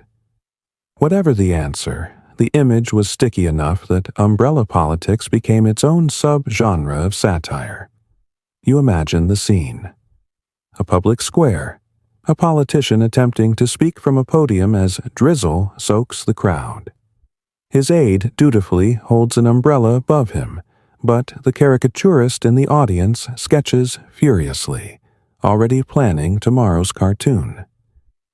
The politician may have been talking about tariffs, but the umbrella will be the star of the newsstand in the morning. Even in speeches, umbrellas crept in as metaphors. A cautious policy might be described as an umbrella against uncertain weather, while critics mocked such ideas as flimsy and easily blown inside out. The metaphor practically wrote itself, which is why it was used again and again. So, as you continue along the damp pavement, you see umbrellas not only above the heads of pedestrians, but floating across posters, pamphlets, and headlines, serving as shields, foils, and jabs in the endless drizzle of Victorian politics. The drizzle doesn't stop, but now your mind drifts toward invention, because Victorians, never content with ordinary objects, tried endlessly to improve, twist, or downright overcomplicate the humble umbrella. And so you begin to notice strange contraptions in shop windows and advertisements, all promising to solve problems you didn't know you had. Here's the mainstream fact. The 19th century was an age of patents, with thousands filed each year for gadgets big and small. Umbrellas were no exception. Innovators pitched self-opening frames, double-canopied models for extra protection, and even contraptions that folded into improbably small packages for travelers. By the 1850s, the patent office had stacks of umbrella designs. Most never made it beyond the drawing board, but their ambition spoke volumes about Victorian ingenuity. Now, for the quirky tidbit, one inventor patented an umbrella hat hybrid, essentially a small canopy mounted on a headband so your hands could remain free. It looked ridiculous, but advertisements promised it would liberate commuters, anglers, and street vendors alike. Another design included a hollow handle meant to conceal cigars, or even sandwiches for the gentleman on the go. Imagine trying to nibble discreetly from your umbrella while strolling through Hyde Park. You probably wouldn't survive the laughter, but at least you'd never go hungry in the rain. Historians still argue whether these inventions were genuine attempts to improve everyday life, or more about novelty sales to gullible buyers. Some patents seem practical, lighter frames, stronger joints, but others, like the umbrella that doubled as a musical instrument, surely stretched practicality into comedy. Yet the fact remains, the umbrella was such a visible, constant part of Victorian life that even its flaws inspired waves of tinkering. Picture yourself flipping through a pamphlet of umbrella advertisements. One boasts of a gale-proof frame guaranteed never to invert. Another claims its varnished canopy can resist acid rain from the city's soot.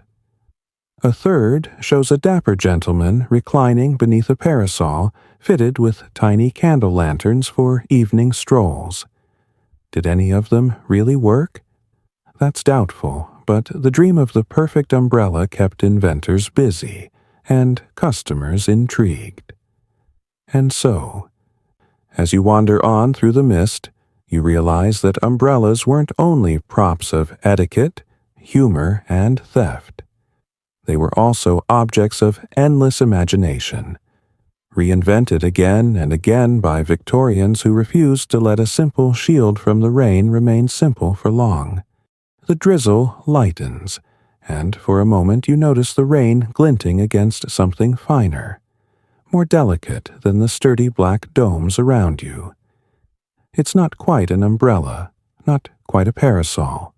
Something in between, carried proudly by a lady stepping carefully off a carriage. Because in Victorian society, the line between parasols and umbrellas blurred often, creating a curious hybrid world of style and shade. Here's your mainstream fact.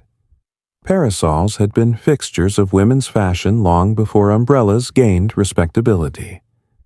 Typically made of lace, silk, or cotton, parasols shielded delicate complexions from the sun, a pale face being a prized marker of gentility. By the mid-19th century, however, some parasols were designed sturdier, able to serve as light rain protectors. The dual-purpose parasol umbrella entered the wardrobes of many fashionable ladies, making them as much about aesthetics as practicality. Now, the quirky tidbit, some parasols were extravagantly theatrical. Handles carved into swans' necks, canopies trimmed with velvet fringe, even hidden mirrors tucked into the underside so a lady could discreetly check her hair. One particularly over-the-top design included a music box inside the handle that tinkled softly when opened. Imagine strolling through Hyde Park while your parasol bursts into a tinny waltz. You probably wouldn't survive the mockery of passing dandies, but you'd certainly turn heads. Historians still argue whether women truly relied on these delicate hybrids for weather protection or whether they were purely for display.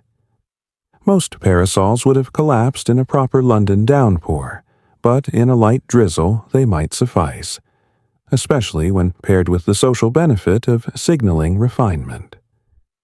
Function and fashion wrestled constantly in these canopies, and the winner often depended on the setting. You imagine the scene. A promenade at Brighton, ladies parading with pastel parasols while men stride nearby with dark umbrellas. A sudden shower forces everyone to cluster, the parasols sagging sadly while the umbrellas soldier on. Yet the parasols still draw admiration, even dripping, because in Victorian society, to look elegant while getting wet was better than to stay dry without grace.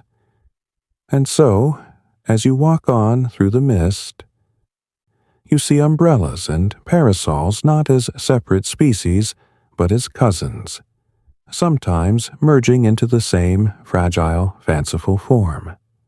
They remind you that in this age of strict rules, there was always room for a little frivolity, stitched into silk and twirled lightly beneath the rain.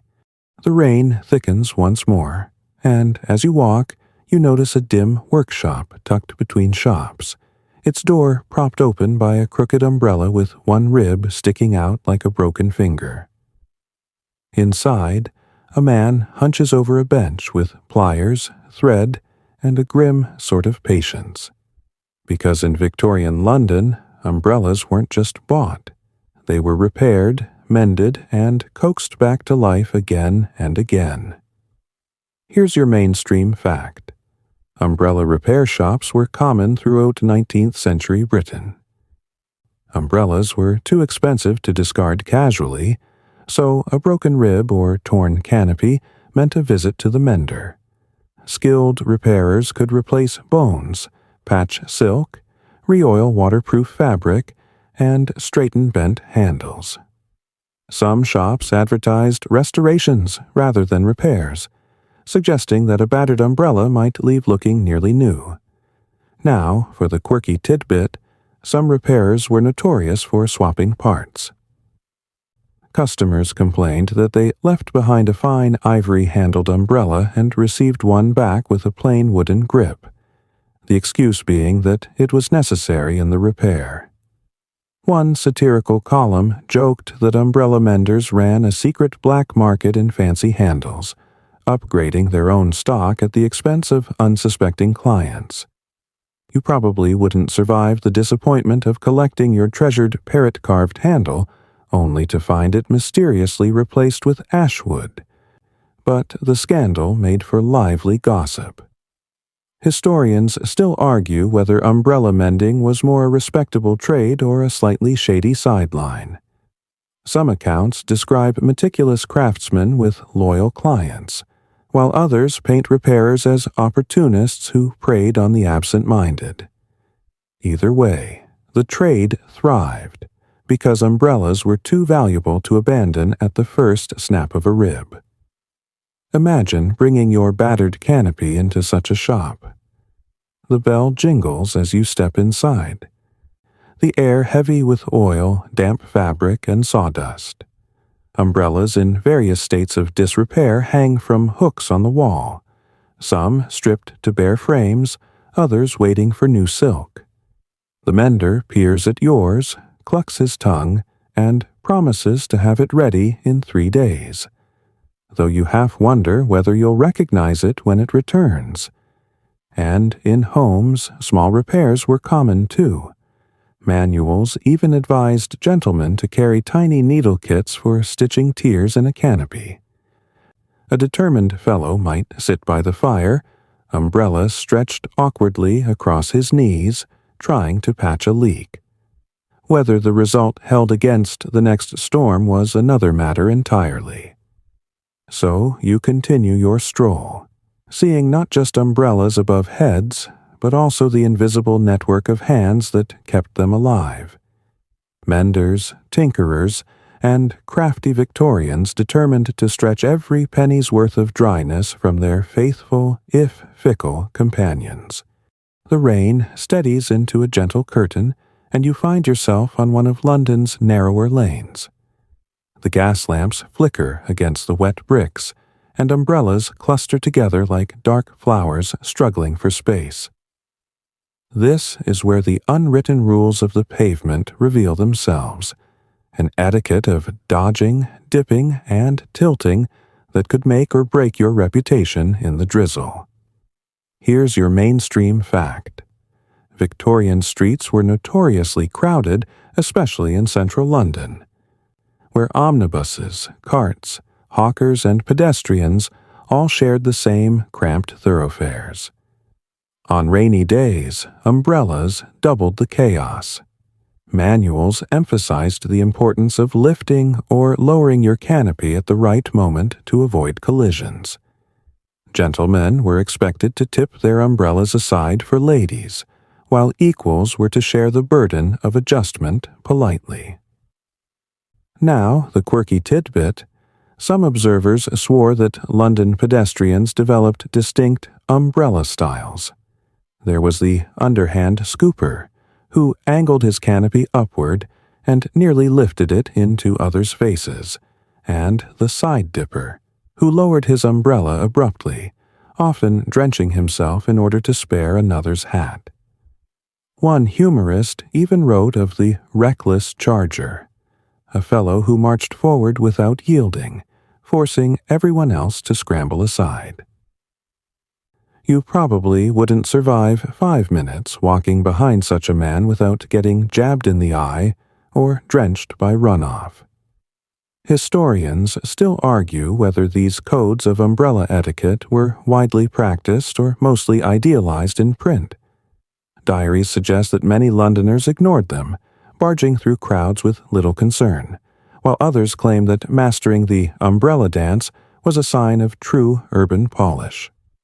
Whatever the truth, the choreography of the pavement became part of daily life, learned through trial, error, and occasional bruises. Picture yourself there. You approach a lady from the opposite direction, her parasol tilted delicately. You incline your umbrella downward, she raises hers just slightly, and you pass without so much as a brush of fabric. A small triumph, though seconds later a clerk barrels past with his canopy held like a spear, splashing mud onto your boots. You sigh, because even in Victorian London, etiquette rarely conquered human impatience. And yet, this constant navigation gave the city its rhythm. Umbrellas bobbed and dipped like ships in a harbor, each movement adjusting to the others, creating an improvised ballet of survival on slick cobbles. It was frustrating, yes, but also strangely mesmerizing, proof that even in the rain, Victorians managed to turn inconvenience into ritual. So you walk on, umbrella angled just so, careful not to poke, splash, or offend, realizing that every step in the drizzle was also a test of grace in London's endless theater of manners. The rain lingers, steady and familiar, and now your thoughts turn to superstition. Because no matter how practical Victorians liked to appear, they carried with them a whole trunk of old beliefs, and umbrellas, oddly enough, were tangled in more than a few of them. Here's your mainstream fact. The most enduring superstition tied to umbrellas was that opening one indoors invited bad luck. The belief predated the Victorians but thrived in their parlors nonetheless. Some said it would bring quarrels to the household, others that it foretold a death within the year. Families tutted when children snapped canopies open in a drawing room, scolding them as though they'd just tossed salt over their shoulders in the wrong direction. Now, the quirky tidbit: in parts of Britain, an umbrella left open indoors wasn't just unlucky. It was thought to invite actual rain into the house, as if the sky might take the gesture literally and send a storm crashing through the roof. One rural tale even warned that an open umbrella would lure mischievous spirits, eager to nest in the canopy and whisper nonsense into sleepers' ears. You probably wouldn't survive a night with impish umbrella spirits cackling above your bed, though it would explain a few strange Victorian dreams. Historians still argue whether the superstition had roots in genuine pagan rituals of shade and shelter, or whether it was simply a practical warning wrapped in folklore. After all, opening a stiff whalebone umbrella in a crowded parlor could easily knock over lamps or vases. Perhaps the bad luck was just shorthand for "stop breaking the furniture." You imagine yourself at a dinner party in Bloomsbury. The rain pours outside, coats drip in the hallway, and one careless guest, impatient to dry his umbrella, snaps it open in the foyer. A gasp runs through the room. Someone mutters about impending doom, another about cracked ceilings. The host frowns, and though no calamity follows, the poor fellow spends the rest of the evening under a cloud of suspicion thicker than the rain itself. And umbrellas had other whispers of superstition, too. Some sailors claimed that carrying one onto a ship was unlucky, as it mocked the sea's storms. Others believed gifting an umbrella might doom a friendship, unless the recipient handed over a token coin in return. Breaking the curse of giving shade to goodwill. So, as you continue your rainy walk, you realize umbrellas weren't merely tools of etiquette or comedy, they were also small portals of belief, binding Victorians to ancient fears even as they bustled through the modern age. The drizzle seems heavier now, though warmer somehow, and suddenly you're not in London at all. Instead, you're somewhere tropical, where the rain falls in thick sheets like strings of pearls. The British didn't leave their umbrellas behind when they sailed abroad. They dragged them across the empire, sometimes with comic results. Here's your mainstream fact. In colonies such as India, Ceylon, and the West Indies, British officials and settlers leaned heavily on umbrellas to cope not with drizzle, but with blinding sun and sudden monsoon downpours. The black alpaca canopy that looked sober in London streets was repurposed as a sunshade under a brutal noon sky. Officers and missionaries were often sketched marching through villages with umbrellas held aloft, stiff-backed and stubborn against climates their wool suits weren't designed for. Now, for the quirky tidbit, locals sometimes looked on with bemusement at these imported habits. In parts of Africa and Asia, umbrellas were already familiar, but often colorful, ceremonial, or woven from lightweight bamboo. To see an Englishman trudging along in sweltering heat under a heavy, gloomy black umbrella struck many as absurd. In one colonial memoir, A planter in Jamaica joked that the quickest way to spot a newcomer was by his funereal umbrella wilting in the sun. You probably wouldn't survive long carrying a soot-dark canopy in 35-degree heat. But at least you'd look thoroughly British while you fainted. Historians still argue whether umbrella use abroad represented genuine adaptation or sheer cultural stubbornness. Was it sensible shade, or just another way the British clung to their London habits in climates that demanded something different? Diaries from colonial wives praise umbrellas for protecting complexions, while letters from officials mock them as useless against tropical storms that drenched everything in seconds. Picture it: a Calcutta street during monsoon season. Water runs in torrents, thunder rattles the air, and an English civil servant huddles under his black umbrella, which immediately flips inside out with the first gust.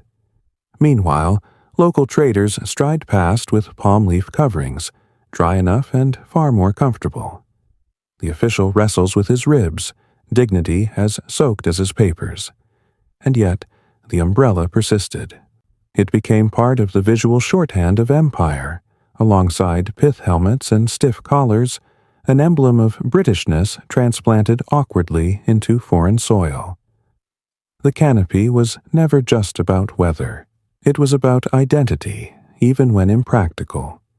So you keep walking, imagining the rain not as London drizzle but as tropical downpour, the umbrella above you both shield and symbol, a reminder that Victorians carried their etiquette with them no matter how far from home they strayed. The rain slackens again into a thin mist, and as you walk, you realize something has shifted. The umbrella no longer feels like a fussed-over status symbol, bristling with etiquette rules. By the later Victorian years, it has begun to settle into something far more ordinary, practical, dependable, almost boring. The great snobbery around umbrellas is slowly folding away, much like the canopies themselves after a storm. Here's your mainstream fact. By the end of the 19th century, umbrellas were widely affordable, thanks to industrial production and cheaper materials like steel ribs and cotton coverings. What once marked social rank now simply marked common sense. The middle and working classes carried them regularly, and newspapers reported fewer debates about whether a respectable man should use one. Instead, the focus turned to durability and price. Umbrellas had become everyday tools, not declarations. Now, the quirky tidbit, some Victorians mourned this loss of distinction. One letter to a magazine in the 1880s complained that every errand boy now marches under a canopy, where once only the genteel were sheltered. Another wag grumbled that streets looked like armies of black mushrooms, devoid of variety or style.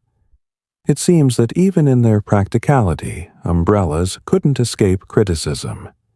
You probably wouldn't survive trying to enforce an umbrella class system on a damp Monday morning. But plenty of Victorians sighed about the democratization of dryness. Historians still argue whether this decline in snobbery was driven more by industrial affordability or by sheer exhaustion with etiquette. After decades of fuss over angles, handles, and fabrics, perhaps Londoners simply surrendered to common sense. Staying dry was better than staying stylish. Whatever the cause, by 1900 the umbrella had shed much of its symbolism and settled into the category of ordinary necessity. Imagine yourself on a late-century street. Instead of ivory-handled curiosities and gingham novelties, you see rows of plain, sturdy umbrellas marching past. Clerks, housemaids, merchants, children, all share the same dull black canopy. It is practical, unremarkable, and oddly comforting, like the uniform tick of clocks or the steady glow of gas lamps. And yet, in that ordinariness lies something soothing. the umbrella has ceased to be a weapon of rivalry or flirtation and has become what it was always meant to be, a modest ally against the weather. You probably wouldn't survive long if you still insisted on umbrella jousts or parrot-shaped handles, but you'd blend in quietly under the rain with everyone else. So you continue your walk, noticing the hush that comes when an object loses its drama and becomes simply part of daily life. The Victorian umbrella has gone from scandal to staple, from eccentricity to inevitability, folding into history as neatly as it folds under your arm. The drizzle softens once more, almost fading, and you find yourself stepping into a quieter space, a gallery, perhaps, or a museum hall, where relics of Victorian life sit behind glass. Among them, of course, are umbrellas. They look oddly fragile now, their once proud canopies sagging, their ribs thin and rusted, their handles worn smooth by hands long gone. Yet each one whispers a story. Here's your mainstream fact. Several museums in Britain today preserve 19th century umbrellas. Some with exquisite silk still intact, others with ivory or horn handles carved into elaborate shapes. These pieces show just how varied umbrellas once were, before mass production leveled them into sameness. Some even carry maker's marks, small engravings or stamps, proud signatures of the craftsmen who built them. Now, the quirky tidbit: one museum in Italy famously preserves an umbrella once owned by Queen Victoria herself, a black silk model with a delicately curved handle. Yet curators admit it's uncertain whether she ever actually used it in the rain. Royals, after all, were more likely to be sheltered by attendants than by their own canopies. Historians still chuckle at the possibility that the umbrella's most exciting adventure was sitting quietly in a royal cupboard. You probably wouldn't survive trying to auction a royal umbrella today without a few raised eyebrows, but the mystique remains. Historians still argue whether these museum pieces should be seen as symbols of fashion, craft, or merely survival tools. Was a gentleman's umbrella with a carved bulldog handle more an artwork than a shield? Was a battered, patched canopy a sign of thrift, or just the inevitable wear of city life? The debate mirrors the very contradictions of the Victorian age, fuss and function woven tightly together. Imagine leaning close to the glass. One umbrella stands tall, its ivory crook still gleaming faintly. Another sags, its silk faded to a ghost of black, ribs bent like broken fingers.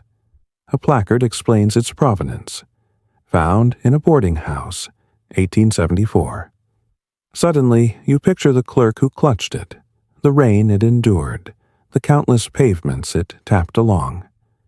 The museum has frozen not just the object, but the ghost of its owner's everyday life. Some pieces are downright odd. An umbrella with a pistol mechanism built into the handle, meant to fire a small pellet at attackers. Another with a collapsible stool hidden inside so the weary traveler could sit beneath their canopy.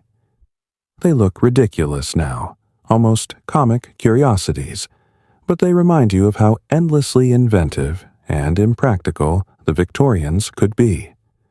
So you walk on through this imagined gallery, seeing umbrellas not as nuisances or symbols anymore, but as relics, quiet survivors of a rainy century, folded neatly into history and preserved under glass for curious eyes like yours. The rain has dwindled to a faint mist, barely more than a whisper against the cobblestones, and you feel the weight of the walk behind you. You've followed the umbrella through centuries of drizzle, jousts, fashions, thefts, and superstitions, and now you come to the final stretch. Quiet reflections beneath a canopy folded at your side. Here's your mainstream fact. By the dawn of the 20th century, The Victorian umbrella had fully matured into the modern form we still recognize today. Collapsible ribs, standardized fabrics, and handles that were more about utility than flamboyance. It had ceased to be a curiosity or a scandal. It was simply there, dependable, like lamplight in the fog. Now, the quirky tidbit, one London wit once remarked that the surest sign of civilization was not paved streets or public baths, but a citizen who, seeing rain, produces an umbrella without hesitation. It was meant as a joke, but it stuck. Umbrellas had become part of the very definition of being urbane. Historians still argue whether that transformation, from eccentric oddity to everyday staple, says more about changing fashion or about humanity's eternal desire to master weather with a scrap of cloth and a bit of bone. You picture yourself closing your umbrella at last, shaking off the last drops, and tucking it under your arm. The streets glisten. The lamps glow, and London hums quietly as people hurry homeward. The umbrella has accompanied you every step of the way, sometimes awkward, sometimes absurd, but always reliable enough to shield you from the drizzle. And now, with your walk nearly done, the canopy folds gently, and the story itself begins to soften, like the rain fading into mist. The rain grows quieter, until it's barely there at all. The gaslight flickers, the cobbles gleam faintly, and the city exhales a long, steady sigh. You stand still for a moment, umbrella closed at your side, and notice how the air feels lighter now, as though the storm has finally passed. The voices of the past, the clatter of carriages, the mutters of etiquette writers, the laughter of satirists, grow distant, softened by time. Each detail of umbrella life, once sharp and fussy, now drifts like a dream. Silk canopies shining briefly, handles carved like tiny sculptures, clumsy collisions on crowded pavements, whispered flirtations under a shared dome. They float gently away, as though folded into the quiet fabric of memory. You take one last, slow step along the damp street, boots sinking slightly in a puddle, and let the rhythm of the rain dissolve into background hush. The city grows dimmer, softer, calmer, until all that remains is the steady hum of comfort, like a lullaby played on water and wind. The umbrella rests now, no longer a weapon, a status symbol, or a nuisance, only a folded companion leaning quietly against your side. The night is calm, the air cool, and the world feels sheltered, as though it has opened its own vast canopy above you. So let your thoughts drift, light and unhurried, like raindrops sliding from silk. Close your eyes, breathe deeply, and allow the soft hush of history to fade into sleep.